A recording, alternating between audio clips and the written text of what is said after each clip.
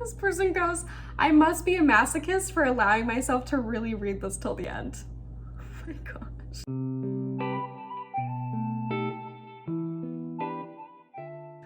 Hi friends, and welcome to today's video. Today I'm going to be reading 1-star reviews of my favorite reads of 2022.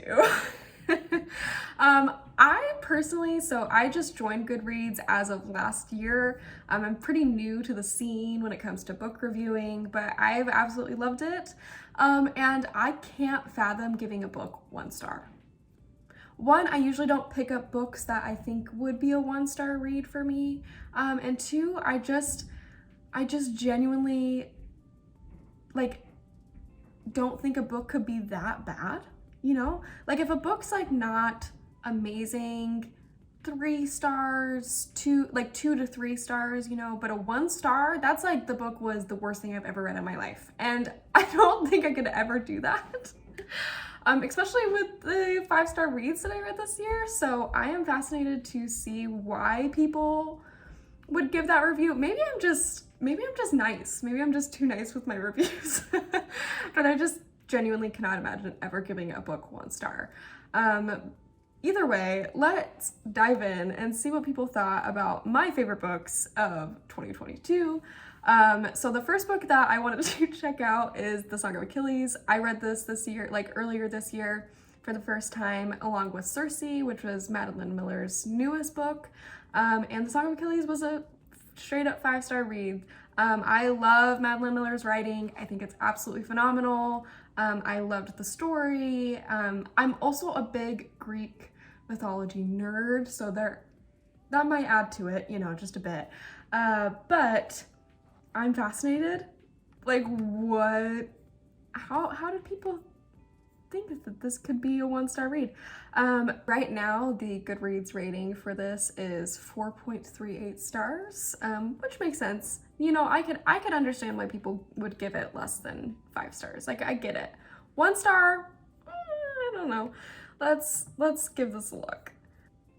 So a lot of these 1-star reads are DNFs, which is do not finish. So I'm trying to find someone who actually finished the book that rated it 1 star. I have DNF'd a book, and it's usually just because the book wasn't for me. The writing style threw me off or something like that. So I could get people not finishing the book because of Madeline Miller's writing style. She is very dense and poetic with her writing, and I think it fit really well with the Greek mythology vibe. You really felt like you were reading from those characters.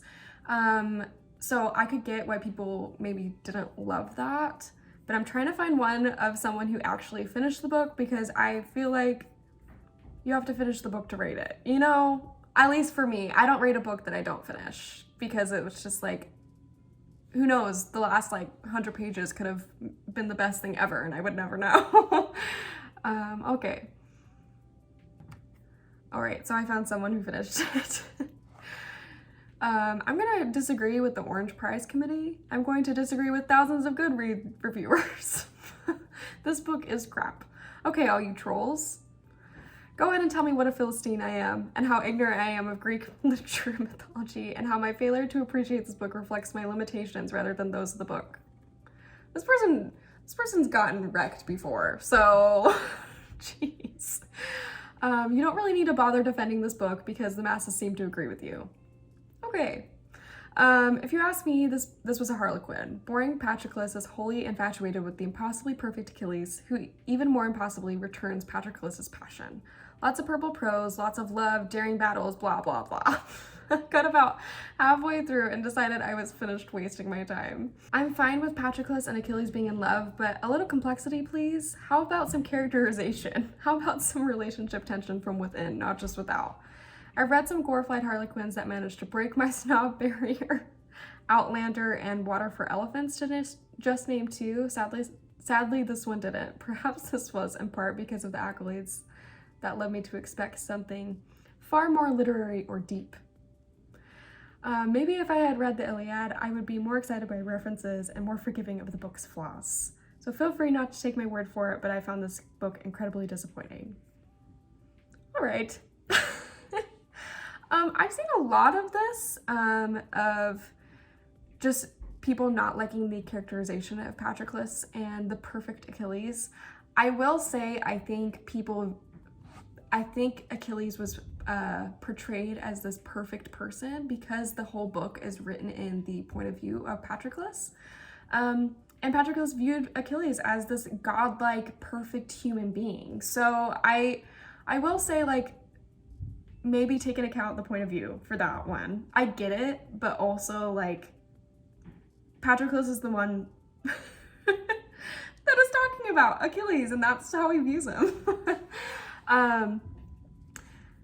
The other thing is, a lot of people have been saying, like, Patroclus is like almost like a self-insert, just super boring, or just is, you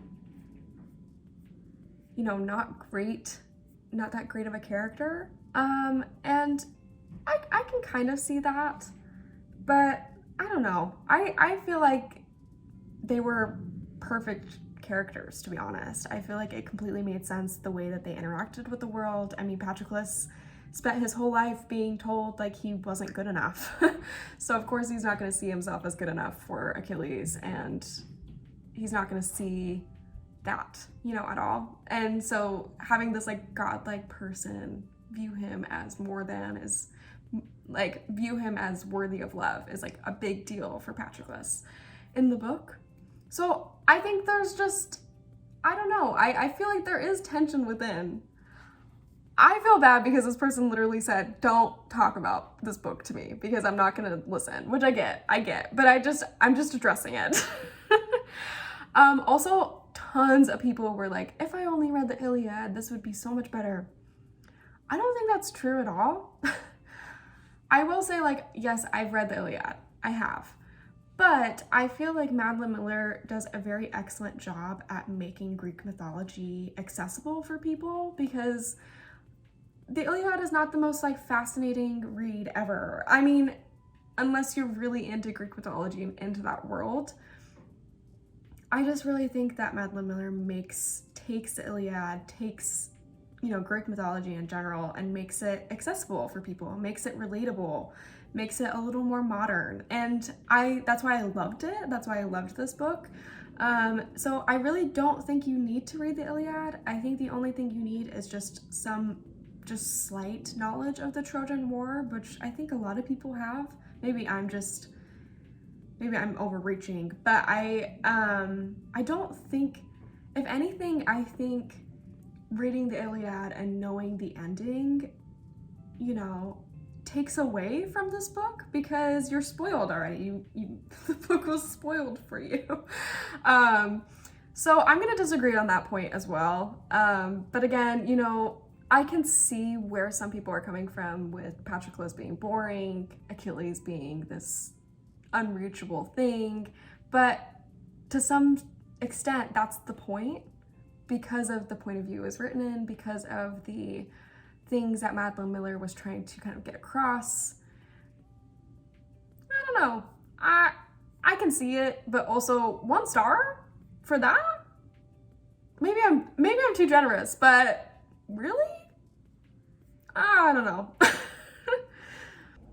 right, the next book I want to look at is the Heartstopper novels, graphic novels. Now, I've read these a couple times, and I reread them this year just because of the new Heartstopper Netflix show.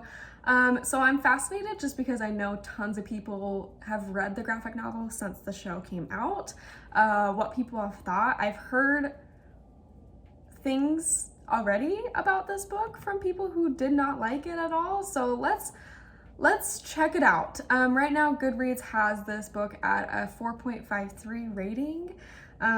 So most people absolutely adore this book, but let's see why people might have hated it. Right now, there's only 2,000 people that have rated it 1 star, which is crazy given how many people have rated it. So that's pretty impressive. I think there is 400,000 ratings and like 2,000 people rated it 1 star. So that's pretty impressive. All right, let's check this out. Okay, this person starts off rant warning, which is exactly what I want. So let's read this. This reads like all the Tumblr blogs in existence pooled their worst qualities, but somehow the resulting goo turns out even soppier. Every single scene plays out beat for beat like a fan fiction. Think rushing in at the perfect moment to rescue someone from a fight, snowball fights and march that result in oops, need to borrow clothing, accidental touching of face, arm, hand, skin cells, etc. I could not name a single moment without an associated TV tropes page. And for goodness sakes, the characters look like they have rosacea from how often they blush. I had to put this down several times for a few minutes because of the overwhelming cringe. There's literally no conflict. They try gay boy falls in love with the straight guy, but from all of the aforementioned blushing, that's not even an issue. I thought there would at least be some comment or conflict about homophobia, but zilch beyond a couple mean homophobes who get cussed out by our oh so heroic main characters. The characters have no personality other than vaguely friendly or vaguely shy. You could sub in any two fandom darlings, Clance, Finpo, any two members of fandom BTS, and nobody would notice. Their lives revolve around each other and were never shown their time not spent with or thinking about the other after the first 5 pages. Coincidentally, the one token POC friend vanishes into the other world anytime he isn't needed for Charlie to angst too. On top of, the art looks unfinished and rushed. The only thing I liked was that the panels were large and had lots of white space so I could finish this graphic novel fast. I know sometimes we want soft, fluffy gay romance, but I don't see why we should have to settle for shadow-thin characterization, toothless non-plot, and woefully sloppy art. I shouldn't have wasted my time, to be honest. If this was a hetero or lesbian romance, almost no one would be interested. I think people just like the idea of, ooh, soft boy romance. Too much to want anything of substance. Oh my gosh. Wow. All right.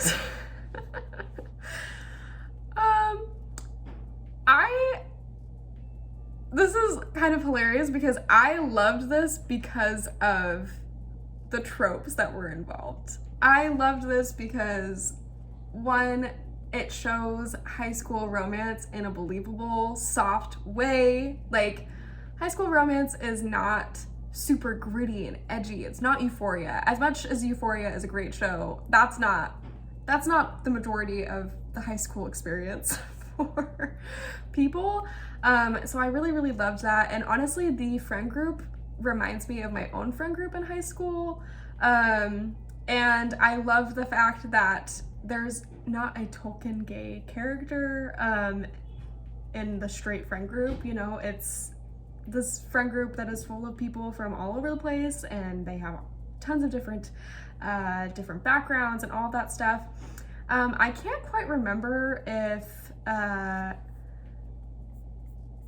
the more serious topics are talked about in volume 1 of Heartstopper, which is what I'm reading from, because if you don't know, Heartstopper gets very, very deep, and the characterization comes in some of the later volumes, and the volumes are short, kind of like what this person was saying.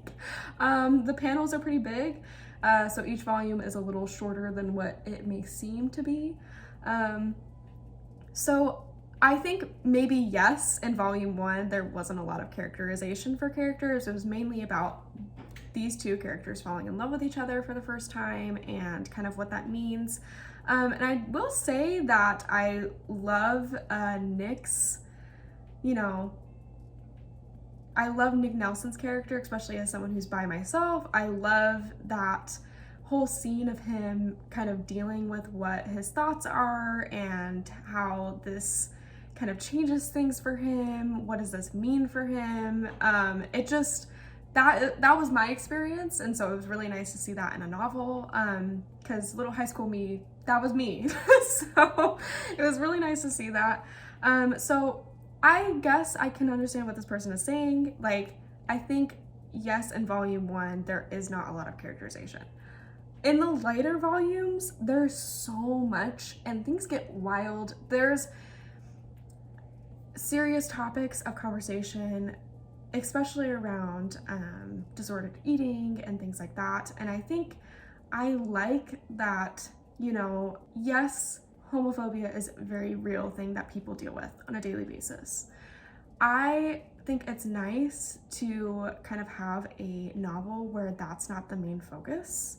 It's not the characters overcoming homophobia, it's the characters overcoming their own personal issues. And yes, homophobia is around them, but it's not the central point of the novel.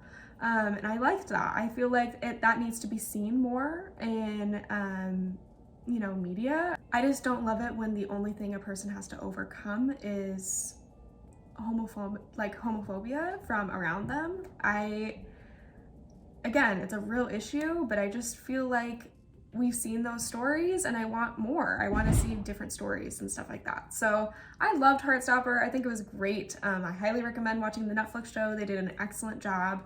Alice Osman is incredible. I love her art style. I think it's cute and fun, and maybe I do just like soft little cheery romances, and that I feel like that's okay. So if you like that, I definitely give this a read. The next book that I wrote that I have rated 5 stars was Legends and Lattes, and I actually just finished this book, and I am fascinated to see what people have read or have written about it. Goodreads has this at a 4.4 rating right now, so people have absolutely loved it.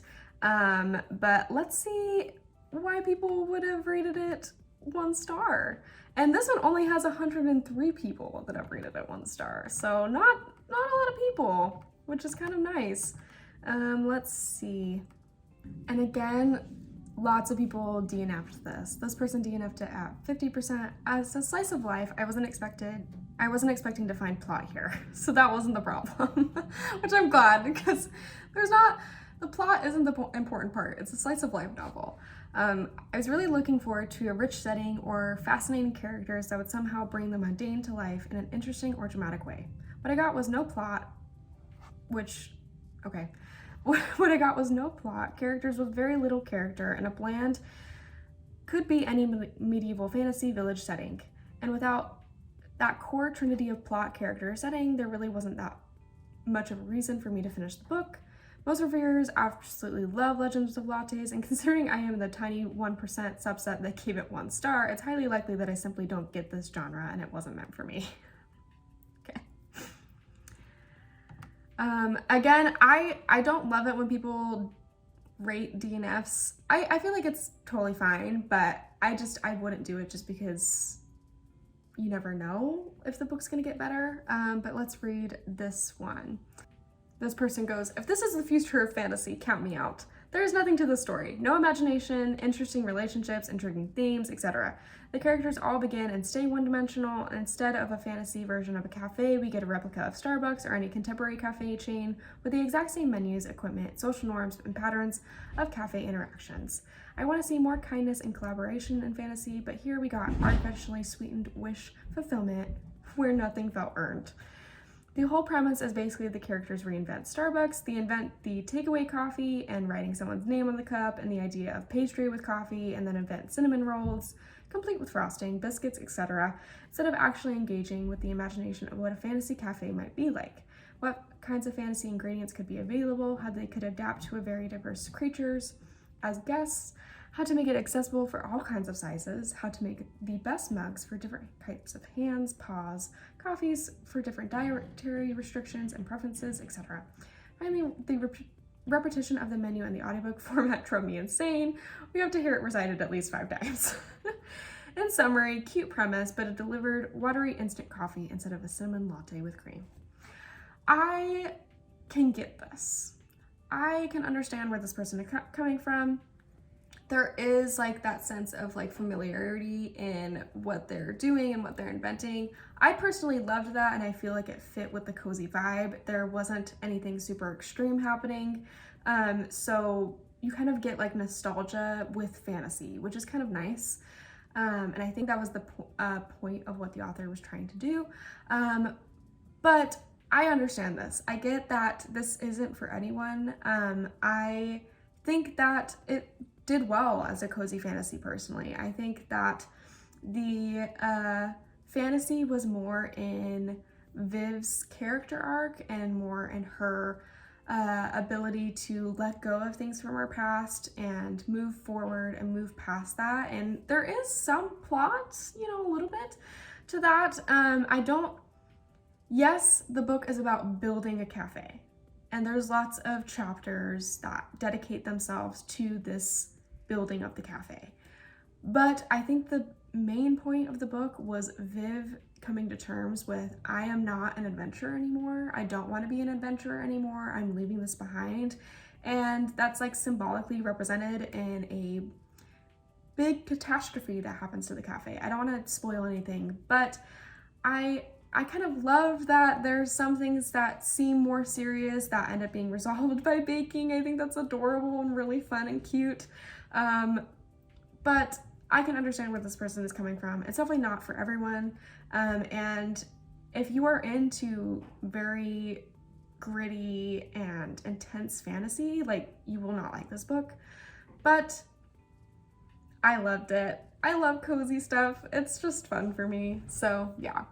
So the next book I wanted to check out is The Vanishing Half, and I rated this 5 stars. I read it this year, and the funny thing is that I actually heard about it in 2020, and I didn't read it because I only saw bad reviews. So I think there's something to be said about, you know, taking every review with a grain of salt. But let's see what people thought about this book. Right now at Goodreads, it is sitting at a 4.18 rating. But let's read some 1-star reviews for this. I'm like fascinated because literally it took me a very long time to read this book because of bad reviews, which is wild to me. All right, let's go to 1 star. This person goes, I'll be honest, I could not finish this book. While the premise of the book was intriguing, there was a lot of talk and build-up of the book. For me, it just didn't deliver. The constant jumping around from the 1950s to the 1970s/80s, from one twin to the other, and then one daughter, it was just too all over the place. It brought in a lot of hot-button topics that are currently on people's radar, which is great, but at the same time, I didn't feel like it focused on one or the other as in-depth as it could have. This book simply glossed the surface, and it did not keep me hooked, wanting to know what happened next. This was one of the major problems that I saw with this book, was the jumping back and forth and the narrative being between the twins and their daughters. But I feel like that is why this book was fascinating. The jumping back and forth can be a little jarring at times, but I just found it actually moved the plot along more in a very interesting way. And also with the daughters and twins, I think adding the other generation and their own experiences further points out why the mother's choices to either present as white or to not present as white mattered.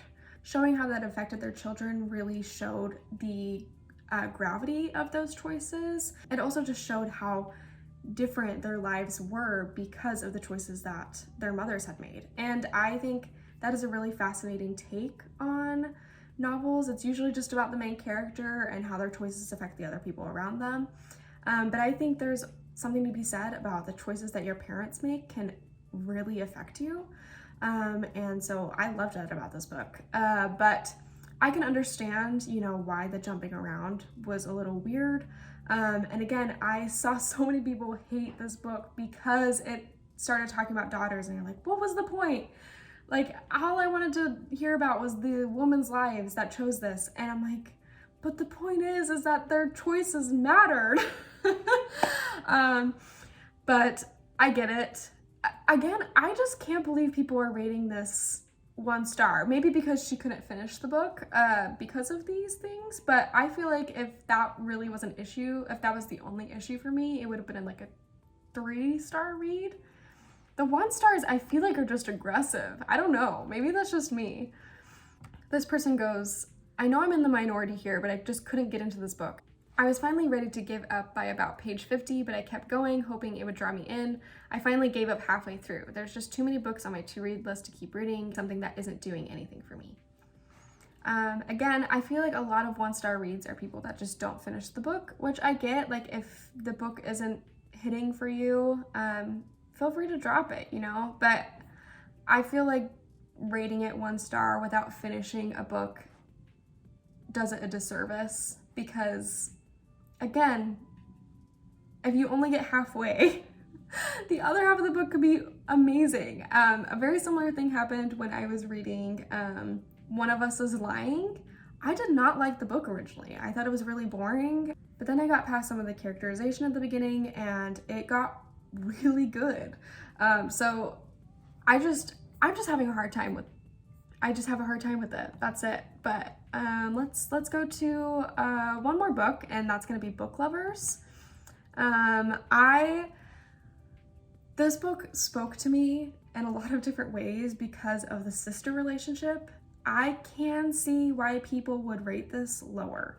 So I'm interested to see what people will say. Right now, Goodreads has this at a 4.2 rating. Again, I rated it the way I did because of the sister relationship that was in there. Yeah, and I was like, even Jack Edwards didn't love this book, and I can totally understand why people wouldn't have liked it. But I feel like the romance wasn't the sole point of this book. Either way, let's go check this out.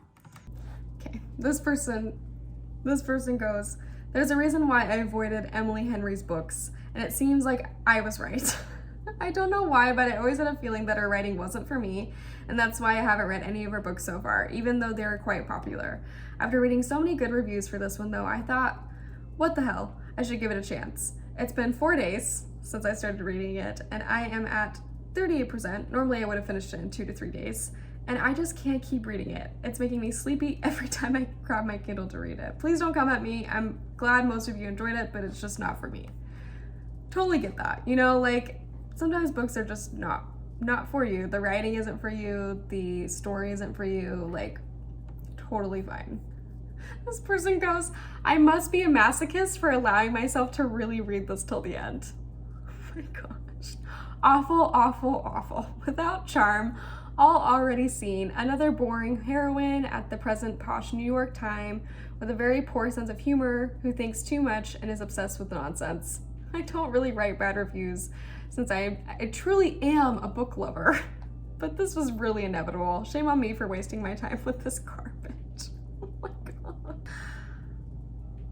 I can get it. You know, this book isn't for everyone. The characters aren't for everyone. But again, for me, it was just like the sister relationship just felt so real to me, and I was like, this is the relationship with my sisters right now. Like, this is how we interact with each other.